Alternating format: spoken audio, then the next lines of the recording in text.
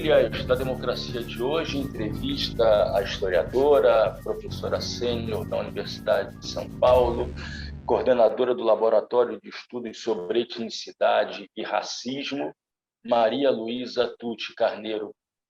Professora Maria Luísa, seja muito bem-vinda ao Trilhas da Democracia. É um prazer recebê-la nesse espaço de defesa da democracia e dos direitos humanos.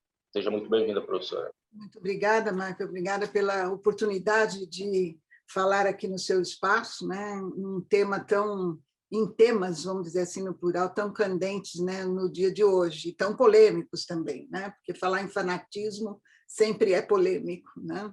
Mas muito obrigada pela oportunidade.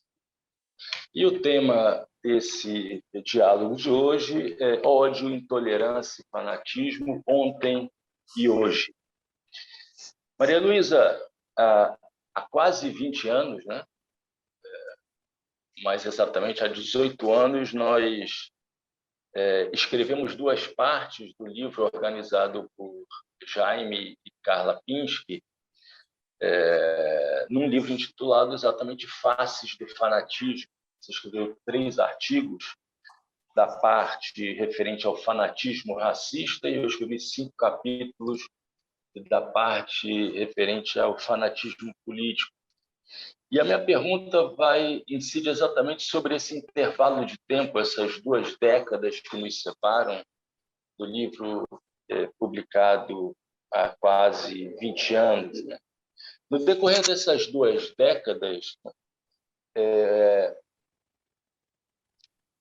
de que maneira o fanatismo racista se expandiu pelo mundo, tanto em termos quantitativos como em termos qualitativos?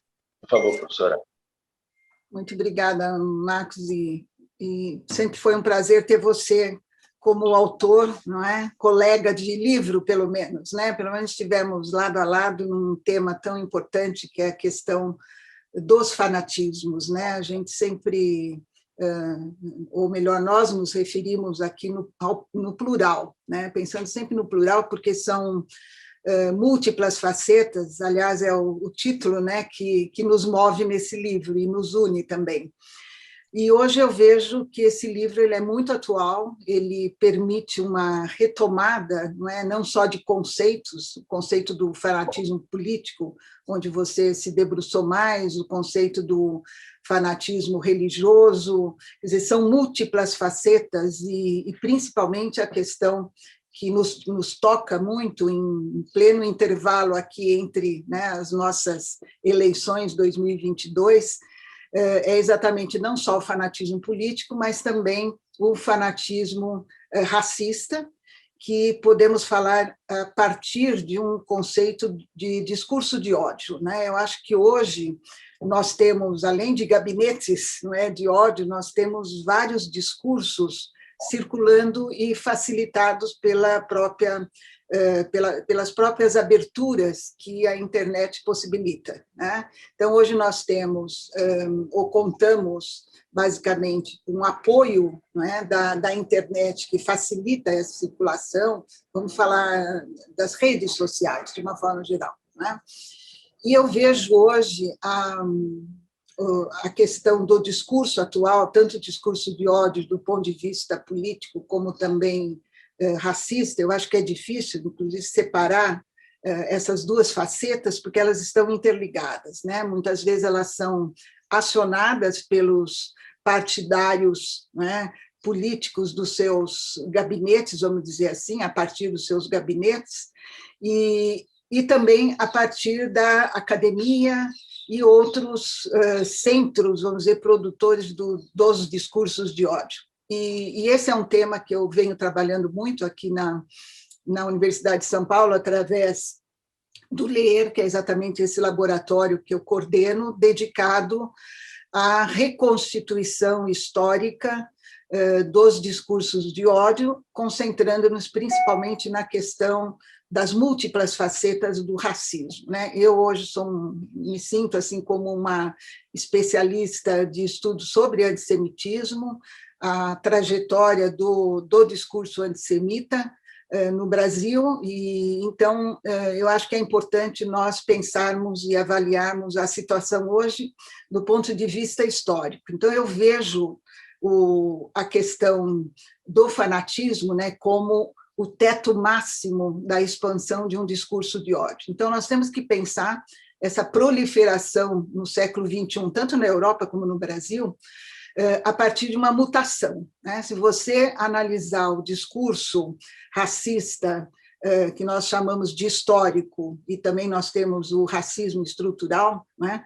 Nós temos que pensar nessas raízes, quer dizer, como que esse discurso, a partir do século XV, principalmente, né, na Europa, ele foi passando por uma mutação, então aí você tem que pensar nos produtores desses discursos racistas, de uma forma geral, e como é que esse discurso ele foi sofrendo uma mutação até o atual século XXI.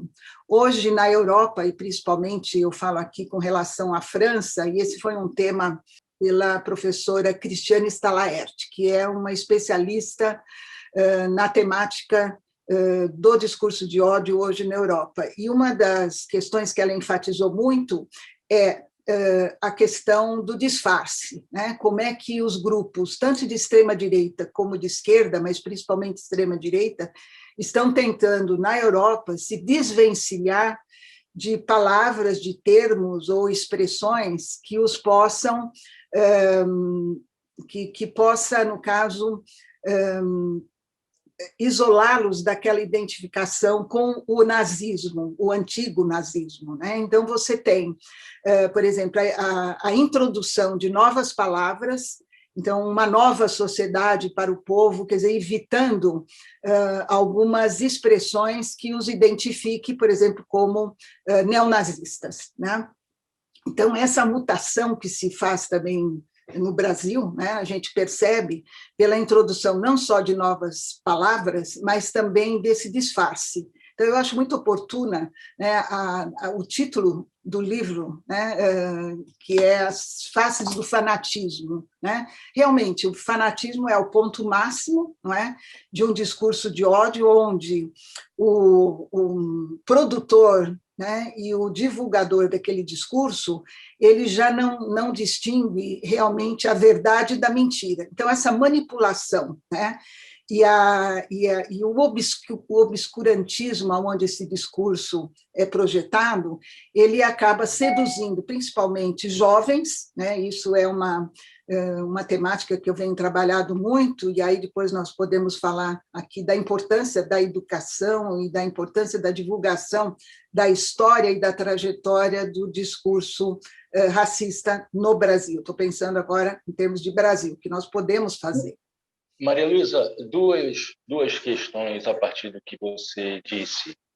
Em primeiro lugar, essa estratégia do disfarce, né, que você acaba de apresentar, ela se dá da mesma maneira entre, digamos, as lideranças de partidos extremistas na Europa e a base, principalmente a base, digamos, juvenil, né? A base de jovens e não tão jovens assim, como aqueles que frequentam as curvas dos estádios de futebol, onde, na verdade, se permanece de uma maneira muito crua hinos, discursos, saudações de caráter nazista e fascista.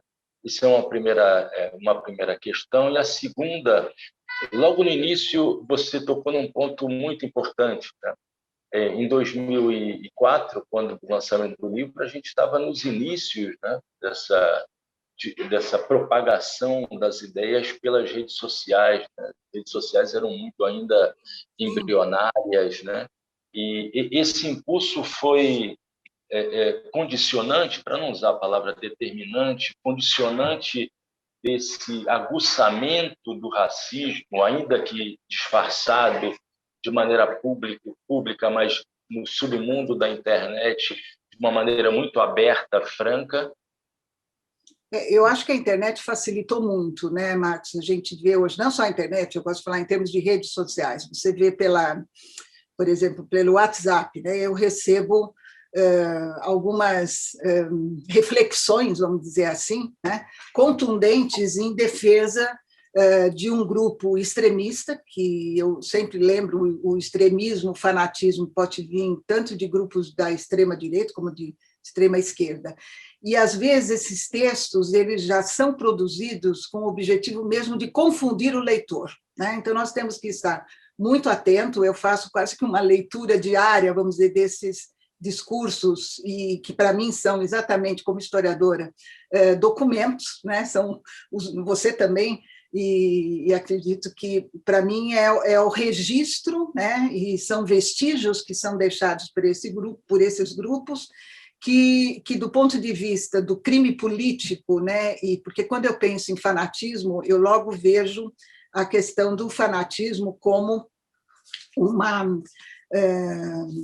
vamos dizer assim, um atentado, né? Um atentado aos direitos humanos, né? Você tem o direito de ser negro, índio, branco, muçulmano, né? E quando você vê essa agressão que chega a ponto de ser uma agressão física e que pode até levar à morte, como a gente já viu, né? Eu acho que aí nós estamos num nível muito perigoso, porque ele sai do campo do simbólico, né, para um atentado físico. E o discurso de ódio, ele carrega, né, esses elementos que são intervencionistas e produtores, né, de uma, vamos dizer, e produtores de uma pseudo-verdade, né? Então, nós convivemos hoje, eu acho que isso é diário, né? E vejo isso como um perigo, um alerta que nos deixa bastante atento, pelo menos nós, como educadores e pesquisadores. Então, eu vejo mesmo, não só de 2004, muito antes, né, que não apenas os hinos, como você falou, os discursos de ódio, mas hoje continuam circulando panfletos, músicas, gravações, livros antissemitas, né? Isso ainda, os protocolos do Sábio de Sião continuam circulando e sendo defendidos como verdade quando se fala na ideia do complô, né? Na ideia de um complô internacional, ou quando se fala, como foi retomado, né, alguns meses não, já uns 2 últimos anos atrás, a questão do perigo comunista, né? Esse discurso a gente já ouviu para quem viveu a ditadura, e ainda mais eu que estudei muito bem o período, não sei se muito bem, mas pelo menos o período Vargas, né? Então, essa retomada, que eu chamo de reciclagem, e que é bem evidente, a reciclagem do discurso antissemita, do discurso racista, de uma forma geral, vamos dizer assim, ele encontra, por exemplo, nos campos de futebol, não é? Nos momentos, vamos dizer, altos da torcida, né? Ele encontra uma porta aberta para a sua projeção, né? Da mesma forma, eu vejo hoje, e sempre dou como exemplo aqui aos meus alunos, né, que frequentam as minhas aulas no pós-graduação aqui, que é dedicada ao discurso da intolerância, que essa reciclagem se faz de uma forma muito evidente a partir de mitos políticos que persistem até os dias de hoje, né? Esse, aliás, é o tema do meu livro mais recente, que são os 10 mitos sobre os judeus, que tem o prefácio, faço questão de dizer, do professor Kabengele Munanga, trazendo a questão dos mitos para a situação do discurso de ódio contra os negros no Brasil, já que é um discurso secular, né? Maria Luísa, nós precisamos fazer um intervalo e o Trilhas da Democracia volta em um instante.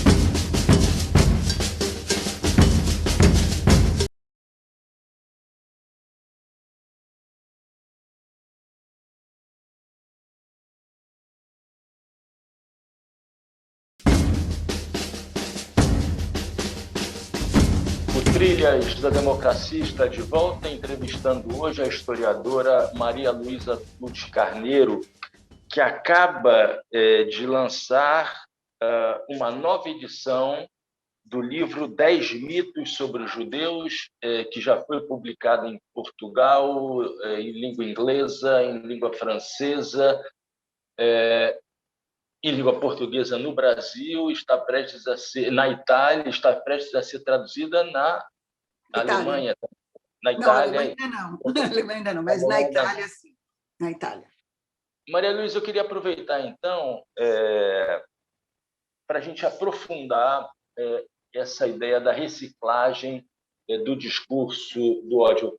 O prefácio do livro é escrito pelo grande mestre Kabengele Muyanga, e eu gostaria exatamente que, em primeiro lugar, você aprofundasse essa ideia dessa reciclagem, né, do discurso do ódio, como é que ele vai se reatualizando com o passar do tempo, e também como é possível se utilizar, digamos, esse enquadramento teórico, histórico, para entender o preconceito e o racismo contra os negros. Por favor, professora. Muito obrigada, Marco. Acho que é muito oportuno, porque estamos falando em discurso de ódio, em reciclagem, não é? E uma das referências que eu fiz é exatamente essa retomada de discursos ou mitos políticos ou mentiras, né? Desde o século XV, que é onde eu trabalho com esse conceito do racismo secular, trazido até os dias de hoje. E nesse livro dos 10 mitos, eu exatamente pensei a retomada de 10 mitos contra os judeus, tendo em vista a própria situação política e social no Brasil e como esses discursos, né, no caso aqui contra os judeus, podem ser repensados e avaliados a partir da situação vivenciada, situação racista vivenciada pelos negros, né, e também pelos índios, e são muito ricos esses discursos apoiados em mitos políticos, porque muitas vezes esses mitos eles têm conceitos, não, eles têm contornos que são irregulares, então eles vão sendo transformados, vão sendo manipulados, muitas vezes eles são imprecisos, então você não tem em muitas situações condições até de identificar se é verdade ou se é mentira, porque eles nos remetem a uma realidade ou pseudo-realidade que acaba confundindo, não é, o receptor desse discurso. Então, além disso, os mitos se projetam do ponto de vista político, porque ele faz parte de um contexto e de um fenômeno social, quer dizer, de uma construção. Né? Ninguém nasce racista ou antissemita, quer dizer, é uma construção que você e o público em geral ele recebe e muitos não têm condições de analisar. Então, nesse livro, apenas para os nossos ouvintes e que estão aqui nos acompanhando, não é? Eu trabalho basicamente com 10 mitos, poderiam ser até mais mitos, mas e o que é interessante, isso mostra as várias traduções que o livro está tendo, quer dizer, na França, a projeção dele em Portugal, ele vai ser lançando agora, vai ser lançado no Parlamento em Lisboa. Então, como é que essa reciclagem dos mitos políticos ela atende às várias comunidades, quer dizer, não é apenas aplicado ao Brasil, o mito político, mas ele se presta a uma revisão histórica, né, da proliferação desses mitos, tanto na Alemanha como na Polônia, né, nós que trabalhamos com, digo eu, principalmente com a questão do Holocausto, então como é que a questão da memória ela também vai sendo minada pelos mitos, né? Então, eu tenho gostaria de dar o exemplo por exemplo, o mito de que Jesus foi morto pelos judeus. Então, isso nós encontramos, eu trabalho muito a imagem, analiso essas imagens que circulam nos museus. Muitas vezes você visita, né, na Espanha, em Portugal, na França, na Alemanha, obras de artes que são clássicas, né, reconhecidas como monumentos do ponto de vista da arte europeia e da moderna arte europeia, mas que são reconhecidas como exemplos máximos, né, da construção de um discurso religioso. Mas quando você começa a identificar os personagens, como a figura, eu vou retomar aqui, do judeu que matou Cristo, que é uma das formas que aparece, por exemplo, nas imagens de Giotto, né? O beijo de Judas. Então, essa multiplicação de imagens sobre o beijo de Judas, ela vai ter uma repercussão grande aqui no Brasil. Então, no século XX, você encontra aquela figura do judeu que foi projetada pelo mito ariano e adotado principalmente na Alemanha, você vai encontrar aqui numa imagem, numa caricatura, por exemplo, do Belmonte, que é um grande gravurista, um grande cartunista brasileiro. E a imagem que a gente acaba analisando, porque ela vai se repetindo, você percebe que ela vai sendo reciclada e adaptada até os dias de hoje, né? Então, os 10 mitos, eu acho que ele atende a proliferação, a multiplicação e a reciclagem desse discurso de ódio até os dias de hoje, né? Nós podemos, e já pensei até, comentando com o professor Cabenguelé, que seria muito interessante que alguém escrevesse também 10 mitos sobre os negros, 10 mitos sobre os índios. Por quê? Porque esse discurso e essa imagem, né, ela se projetou nos livros didáticos. 10 mitos sobre os nordestinos. Exatamente. Você tem um chão aqui, porque a imagem ela é não só mental, mas ela também tem o seu registro iconográfico nos livros didáticos, nas novelas, né? Nos romances. Então, é muito interessante fazer esse passeio, não é? Nas músicas, né? nas canções, né? Nas canções da própria música popular brasileira. Olha, está uma sugestão para vocês aí na sua universidade, viu, Marcos? É um prato cheio, né, esse estudo e também a busca pelas raízes, né? Eu acho que nós temos que estar atento que esse discurso e esse fanatismo ele não é fruto da situação política hoje, não. Ele tem as suas raízes, ele está calcado na escravidão, no colonialismo, né? E posteriormente na reconstrução, na reciclagem que o nazismo e o fascismo italiano também vai fazer com relação ao mito da raça pura, né? O mito da raça pura é hoje projetado, né, nas agressões que a gente vê contra não só negros, mas também com relação aos descendentes de ciganos e ciganos também no Brasil. Eu tenho anotado também muita coisa e gravado sobre a projeção desse discurso de ódio e de exclusão, não é, dessas minorias que acho que nós temos que estar muito atentos. Maria Luísa, pensando nessa condição do racismo voltado contra os negros no Brasil e fazendo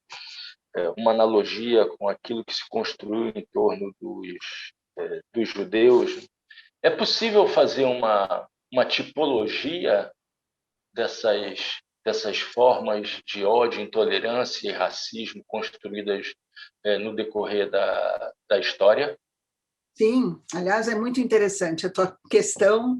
Eu enfatizo muito essa questão, ou seja, o formato, os vários formatos que a gente pode chegar à tipologia do discurso do ódio, né?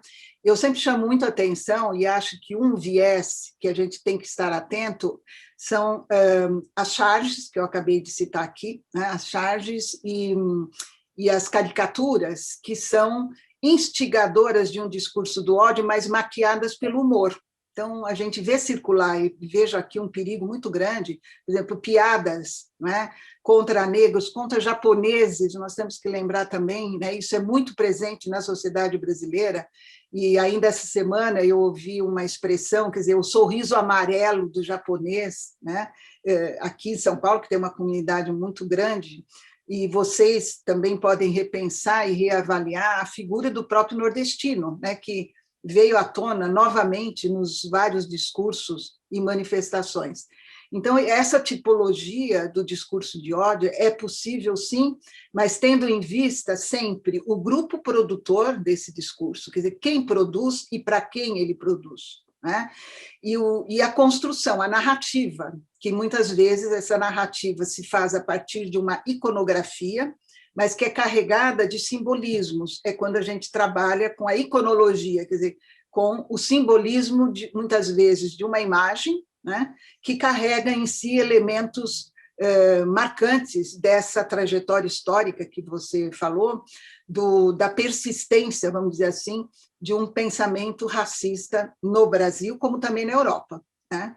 O meu mestrado, que está publicado, que é As Origens sobre o Preconceito Racial, tanto em Portugal, Espanha, e depois trazendo aqui para o Brasil, colônia, mostra exatamente isso, quer dizer, as raízes, essa tipologia que você está falando, mesclada por elementos que eu chamo de fundamentos de um discurso religioso, que acaba se mesclando também com um discurso político, econômico, né? E então esses diferentes vieses eles têm que ser levados em conta, né? Então eu não consigo pensar o racismo não só na Europa, mas como também no Brasil, a partir de um tempo de longa duração, né? A persistência de uma mentalidade e levando em consideração os momentos de ruptura, né? O nazismo é hoje para nós assim um elemento, o fim do nazismo, vamos dizer, de ruptura, mas quando você retoma e enfrenta, né, na atualidade os discursos dos neonazistas, você vê então que esse discurso não morreu, ele ressurge das cinzas, né, e vai sendo reciclado e adaptado. Um exemplo que eu acho muito expressivo, por exemplo, eu tenho comigo várias edições dos protocolos de Sábio de Sião, né? E a ideia do complô. A penúltima edição que eu tenho, que é muito interessante, de 1991, que circulou muito aqui, principalmente em São Paulo, ela era vendida na antiga rodoviária, eu cheguei a comprar vários exemplares, inclusive com capas diferenciadas. E uma delas mostra muito bem como é que aquela serpente viscosa, que é exatamente a figura do judeu desumanizado, né, animalizado na imagem de uma serpente, como é que ele vai sendo adaptado, e o editor, aliás, são várias edições e várias editoras desconhecidas, aliás, propositadamente desconhecidas. Então, ele coloca, assim, essa edição de 91, que o culpado, né, pela desgraça do Brasil, ou culpado pela crise do Brasil, são os judeus ricos, né, e aí retoma os mitos do judeu rico, e dizendo assim, eles dominam as editoras brasileiras, a feira de livros, eles são culpados pelas drogas, e aí ele vai trazendo para a atualidade essa nova narrativa, que é o ponto final do livro, né? Onde o leitor diz, mas eu estou vendo isso, eu estou diante disso, então está acontecendo, né? Então, essa reciclagem, que eu acho interessante ser retomada, tendo em vista sempre quem produz e a quem ele é dirigido. Hoje nós temos, né, esse discurso dirigidos, vamos falar aqui no plural, principalmente aos jovens, que encontra, né, esse discurso encontra um terreno muito fértil na ignorância, né, na ignorância trazida muitas vezes pela, eu vou chamar falta de educação, uma educação sistemática que implemente nas escolas, não é, a questão dos direitos humanos, né? E uma educação para os direitos humanos, quer dizer, me chamou muita atenção e de maneira positiva um encontro ocorrido entre lideranças da sociedade civil e o ex-presidente Lula e Cláudia Postinho, acho que foi ela que começou, e na sequência Paulo Sérgio Pinheiro, né, dizendo que a revolução educacional no Brasil, não foi exatamente esse o termo, passa necessariamente por uma educação para os direitos humanos. Então, não se trata apenas de daqueles critérios tradicionais do desenvolvimento educacional e do investimento na área da educação, mas de uma educação que privilegie uma nova forma de se relacionar com a vida, com o outro, com a alteridade. É disso que a gente está falando aqui. Não, só para terminar, eu acho que a tua fala sobre educação e direitos humanos é um ponto fundamental para avaliarmos e repensarmos hoje políticas públicas, né, de combate não só ao racismo, mas de respeito, né, à dignidade e também à justiça, não é, a esses grupos mais vulneráveis que carecem também de história e de memória, né? Nós precisamos fazer um intervalo e o Trilhas da Democracia volta em instantes.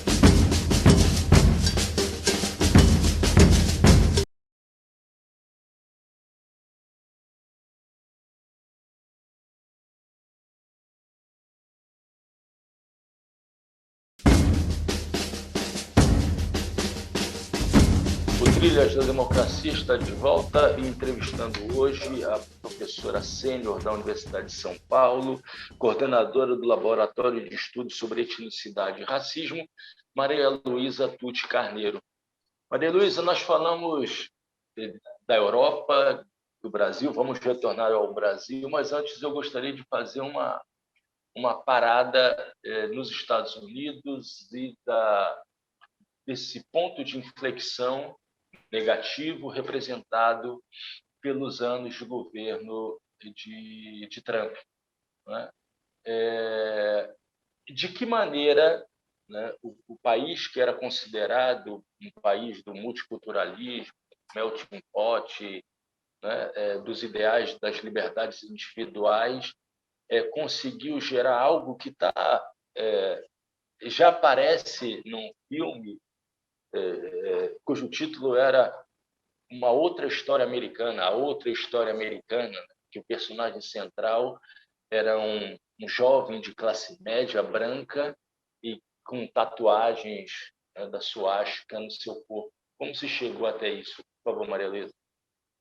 Isso daí é história para muitas e muitas horas, mas eu quero retomar a partir de uma experiência que eu tive quando eu resolvi organizar aqui a partir dos meus estudos, não é, uma coletânea sobre o antissemitismo nas Américas, falando no plural.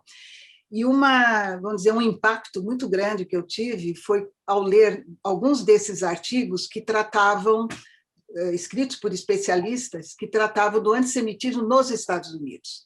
E é realmente assim, para nós estudiosos, talvez não seja tantas assim novidades, mas é impressionante como que tanto o discurso racista, de uma forma geral, mas mais especificamente contra os negros nos Estados Unidos e contra os judeus, apesar da grande comunidade judaica que existe e que é muito marcante tanto nos Estados Unidos como na Argentina, não é? Como que esse discurso ele se proliferou, né, e foi cada vez mais expressivo no contexto de uma democracia. Né? Muitas vezes você pensa, democracia, nós todos podemos usufruir dessa liberdade de pensamento, mas não é bem assim. Né? E isso veio, essa situação, essa realidade de uma democracia frágil, de uma democracia, eu sempre falo de repúblicas doentes, né? São repúblicas que estão em agonia.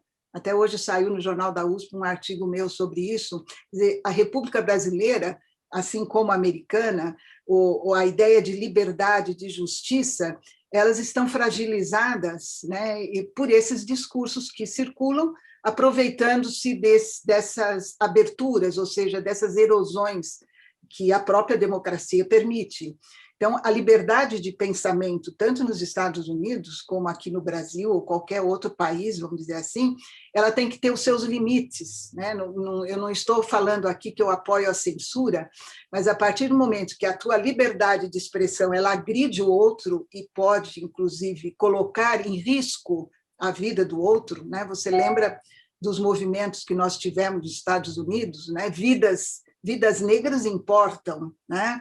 E a brutalidade das ações policiais que nós vemos também aqui no Brasil e que acaba atingindo essas comunidades periféricas de negros, né? de mestiços, e também é uma situação que hoje se manifesta de uma forma muito contundente, por exemplo, na França, quando os rabinos ortodoxos ou os judeus ortodoxos e crianças usando um kippá, por exemplo, andando pela rua, são agredidos pelos próprios colegas. Então, extrapola aquela situação do bullying que a gente tem, aliás, é uma expressão muito recente, vamos dizer assim, do ponto de vista do racismo histórico, né?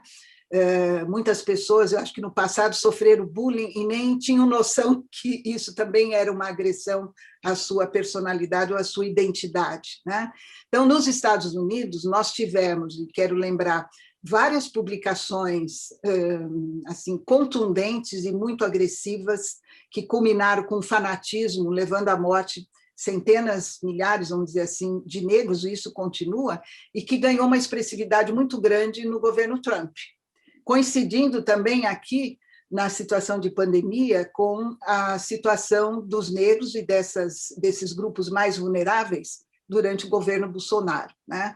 Então, eu acho que nós temos que fazer aqui uma reavaliação nesse momento, né, o momento que nós pensamos o nosso segundo turno para as eleições, de que esses fanatismos e esses extremismos não são típicos apenas de um Estados Unidos, de uma França, não é, ou de uma Polônia, que hoje questiona até mesmo a memória do Holocausto, mas nós temos que estar atentos à reciclagem, como é que ela vai sendo adaptada às situações vulneráveis, né, que dos dias de hoje. Eu acho que a pandemia colocou em xeque muitas democracias, né? Ela colocou em xeque muitas políticas públicas de saúde e colocou em xeque também o papel do Estado brasileiro, não só o Estado brasileiro, mas acho que todas as nações europeias e americanas, vamos dizer assim, elas foram abaladas por essa situação atípica de uma pandemia, não é?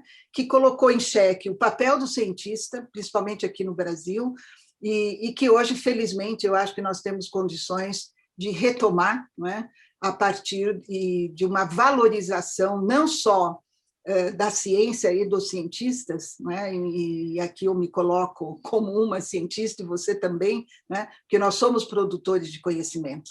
Então, quando você me pergunta sobre o racismo nos Estados Unidos ou o antissemitismo, eu acho que nós temos que pensar sempre a partir das raízes históricas, retomando a questão dos mitos e como é que esses mitos são reciclados nos dias de hoje. Maria Luísa, deixa eu te fazer uma provocação. Você falou da reciclagem, quer dizer, vem retomando essa ideia da reciclagem, do discurso do ódio, dos mitos, né, que acabam produzindo e reproduzindo o fanatismo. Eu te pergunto se essa reciclagem não se configura, no caso brasileiro, muito em função ou por meio de um discurso bonachão, de um discurso que pode ser considerado humorístico, mas por parte de dirigentes do governo, da máquina federal.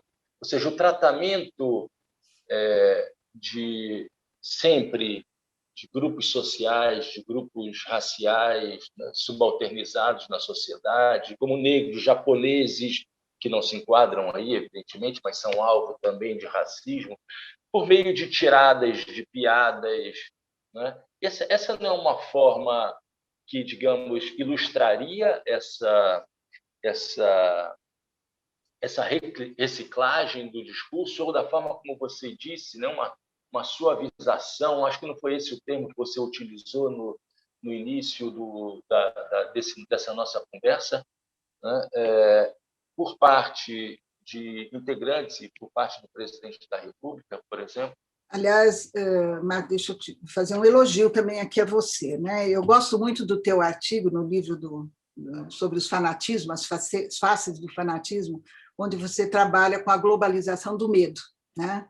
E eu gosto muito daquele seu texto, uso muito aqui analisando a questão do medo. Então, essa construção que nós vemos hoje, né? O medo que é imposto, medo ao comunismo, medo à lepra, medo, né, lepra que usando sempre entre aspas, quer dizer, esse medo às doenças perigosas, né, medo à Covid. Então, como é que, do ponto de vista de uma globalização desse discurso fanático, né, que vai atingir um grau máximo, que eu acredito que nós temos que reavaliar essas políticas públicas que têm que ser intervencionista e pensando sempre numa ideia de transformação, como nós podemos, enquanto educadores, transformar a sociedade, transformar esse pensamento que está impregnado, né, na mentalidade, vamos dizer, não só do brasileiro, mas de qualquer cidadão. Ele acaba recebendo através das charges ou através de uma novela. Eu quero lembrar aqui o papel também das novelas, enquanto, né, veiculadoras de uma imagem e de um discurso, de uma narrativa racista que acaba conquistando mentes, vamos dizer assim, corpos e mentes, né? Lembro aqui o Foucault, né? Como é que muitas vezes um regime ele tem condições, não só pela censura, mas valendo-se também do medo, valendo-se da agressividade física, né?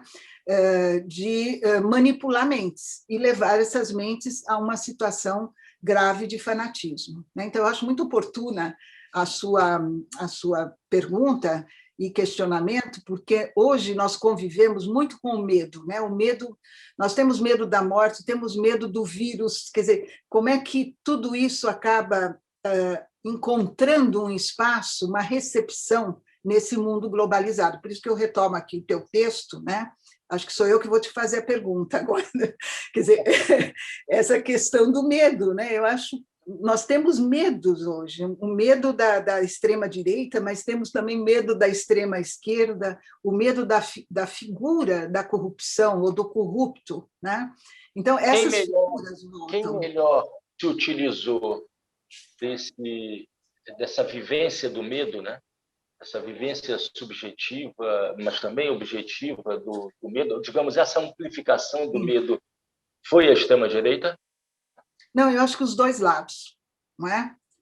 Eu não gosto de pensar o discurso do ódio apenas como tendo produtor à extrema-direita. Né? Se você pode retomar o regime, você pode voltar a Stalin, você pode voltar ao discurso da Igreja Católica na época da Inquisição. Não é? Sim, mas então, mas hoje eu não acho que ele é prioridade ou está de posse da extrema-direita. Ele prolifera nos grupos de extrema-esquerda, né? Que nem precisa ser de extrema-esquerda.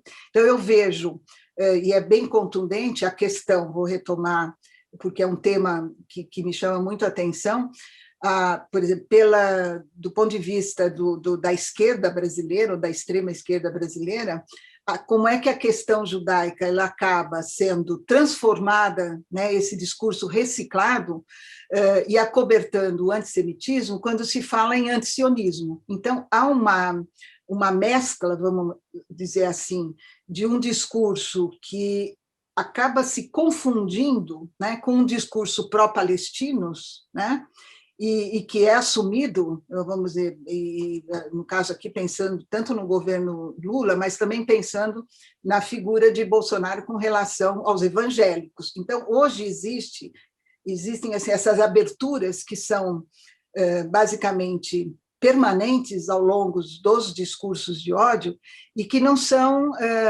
prioridade, vamos dizer, apenas de uma extrema-direita, assim como, né, as manifestações de violência foram também praticadas, né, vamos pensar aqui um pouco na União Soviética dos anos 20, como também nos Estados Unidos, quer dizer, não é prioridade nem produzidos apenas por uma extrema-direita. Nós temos que ver os vários lados, daí o título do nosso livro, né, As Várias Faces do Fanatismo. Maria Luísa, nós precisamos fazer um último intervalo e o Trilhas da Democracia volta daqui a pouco.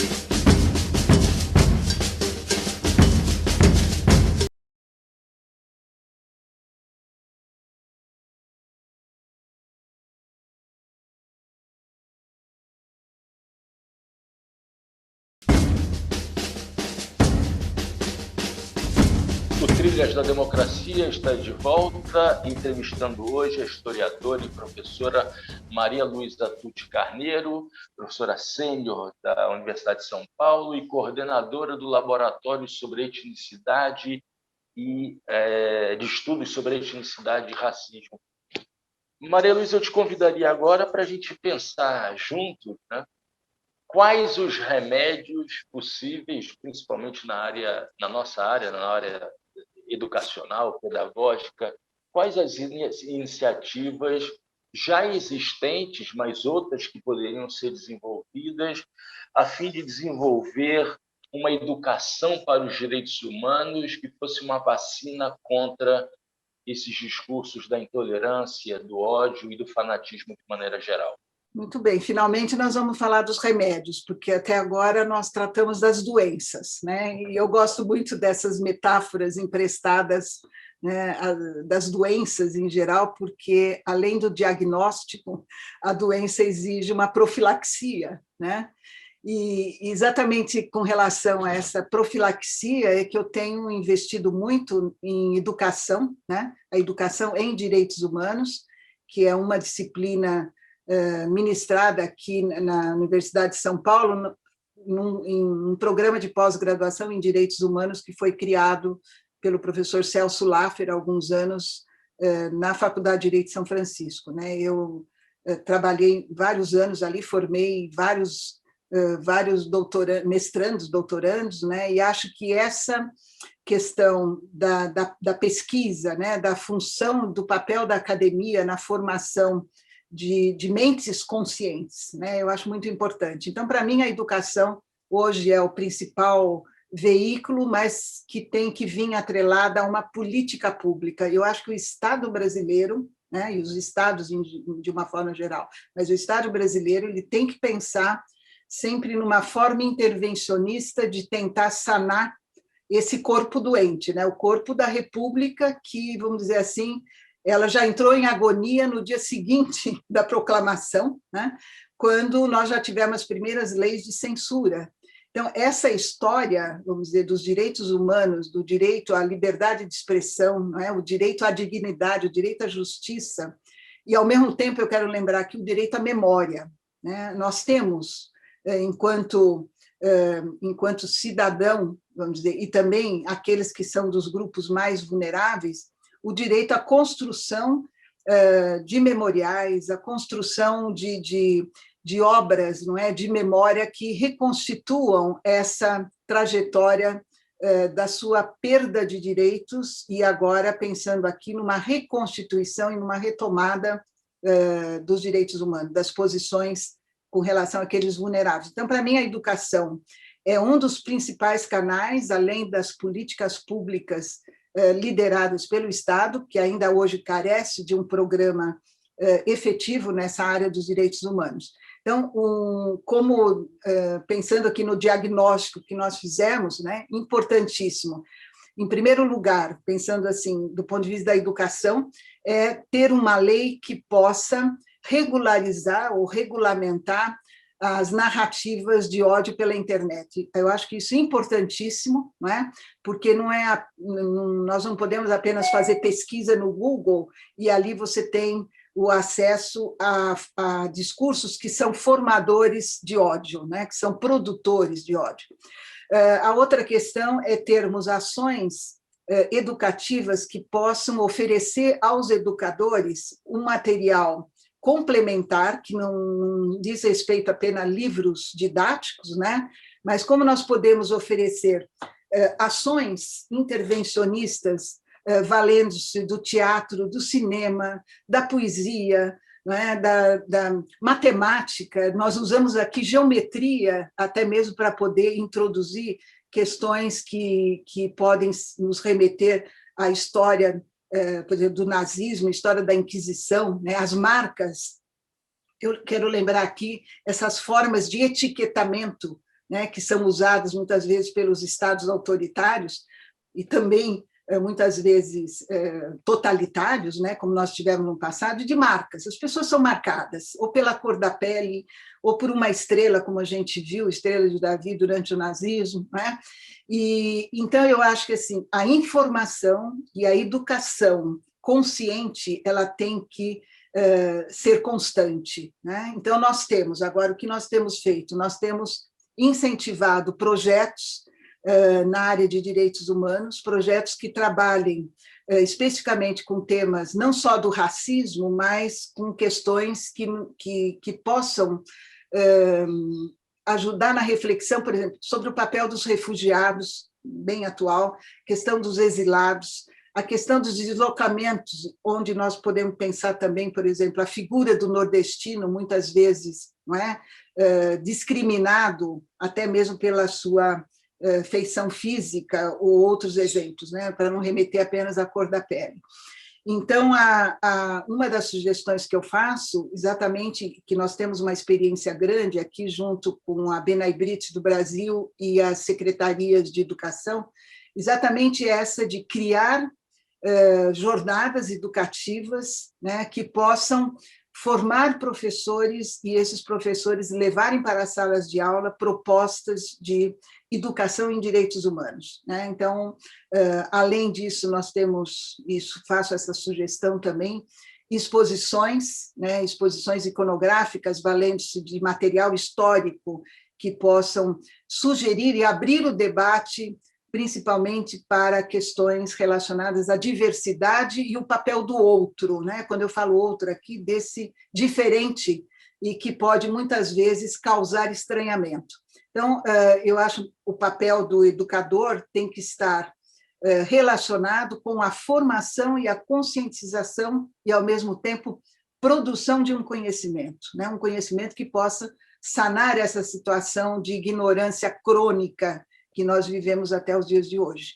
Maria Lúcia, uma última pergunta, retomando a questão do medo. Você deve ter acompanhado certamente os vários e inúmeros casos de pressão sobre professores nas salas de aula, no ensino médio, também no ensino universitário, também no ensino fundamental, básico, na intimidação de professores que, eu vou usar a expressão, né, mas ousaram levar para a sala de aula para refletir junto com seus estudantes questões relativas à discussão de gênero, discussão étnico-racial, entre tantas outras. Como reverter essa situação a fim de que tudo isso que você disse, esse projeto de expansão de uma educação dos direitos humanos, né? Educação pelos direitos humanos, nas secretarias estaduais de educação, a partir do governo federal, como é possível reverter essa situação na ponta representada pelos professores em sala de aula? Entendo muito bem isso que você está falando, porque eu já vivenciei aqui, né, mesmo na Universidade de São Paulo, em outros espaços por onde eu circulo, né, situações não só de amedrontamento, né, porque eu publico exatamente, os meus livros dizem respeito não só vamos dizer assim, ao genocídio, né, praticado tanto desde os tempos do nazismo, retrocedendo até a Inquisição, vamos dizer assim, mas trazendo isso para os dias atuais. Então, há sim, infelizmente, uma censura que nos leva a abuso de poder, a um uso errado até mesmo dos cargos, né, principalmente cargos relacionados com educação e direitos humanos e cultura no Brasil, né? Então, quando você fala em medo, né, esse medo ele acaba, muitas vezes, impondo uma censura que é uma censura muito sutil, né? Você recua porque você tem o teu cargo, muitas vezes, na universidade, pode ser questionado, né? A sua fala enquanto um produtor de conhecimentos, ela pode ser questionada. Então, eu acho que nós temos aqui um papel muito importante a cumprir, né? Do ponto de vista da indignação, né? Nós temos, se vivemos uma democracia, nós temos direito a nos sentir indignados com essa pressão que nós recebemos diariamente, isso foi muito constante nesses últimos anos, mas que, ao mesmo tempo, a história da repressão ela não diz respeito apenas aos dias de hoje, também, como eu te disse, ela também é crônica, né? E, então, eu acho que o papel dos educadores depende muito também das suas lideranças, né? Quem são os nossos representantes que passam a ser indicados para esses cargos, que muitas vezes são cargos de confiança. E nesses cargos de confiança, nós temos exatamente a indicação da pessoa errada, né? A pessoa errada nesse sentido, que para eles, talvez, para aqueles que indicaram, seja o correto, mas eu acho muito perigoso, nós vivemos uma corda bamba, dependendo sempre, não é, dessa consciência e consciência do ponto de vista da verdade, né? Porque muitas vezes você tem aquele que defende não só a mentira, mas que também tem uma ação negativa no ponto de vista da formação, né, dos nossos jovens. É um momento importante de reflexão, né, onde nós temos o dever, enquanto cidadão brasileiro, de escolher bem os nossos representantes, não é? Porque são esses representantes que vão responder pelo nosso futuro e pelo futuro dos nossos jovens, principalmente, já que estamos aqui nos referindo à questão da educação. Então, eu vejo aqui um remédio, como você colocou, Marcos, muito importante, né? O papel da educação, mas também o papel dos nossos representantes em todas as escalas do governo, e pensando sempre aqui num voto consciente, né? Um voto consciente apoiado na verdade, né? E contra as mentiras. Então, a indignação nesse momento é muito importante, olhando para o nosso passado. Maria Luísa Tucci Carneiro, professora sênior da Universidade de São Paulo, coordenadora do Laboratório de Estudos sobre Etnicidade e Racismo. Foi um prazer recebê-la no Trilhas da Democracia. Espero que, em oportunidades menos turbulentas do que estas que a gente está vivendo agora, nós possamos voltar a conversar sobre esse tema tão importante como a educação para os direitos humanos. Muito obrigado, Maria Luísa. Marco, eu que agradeço e aproveito aqui para lançar aqui um convite de leitura ao meu artigo de hoje. Eu quero terminar minha fala, né, com essa expressão, ao vencedor as batatas, lembrando Quincas Borba, não é? E o livro do Roberto Schwartz. Eu acho que é um momento interessante, não é? Não só de reflexão, mas também de agradecimento. Eu acho que esses espaços onde nós temos essas oportunidades de nos manifestar, de nos indignar, não é, com as várias realidades, as várias facetas, vamos dizer assim, dos fanatismos. Então, muito obrigada, Marco, e espero retomar essa nossa conversa e reflexão e sair sempre em busca de remédios, isso é importante.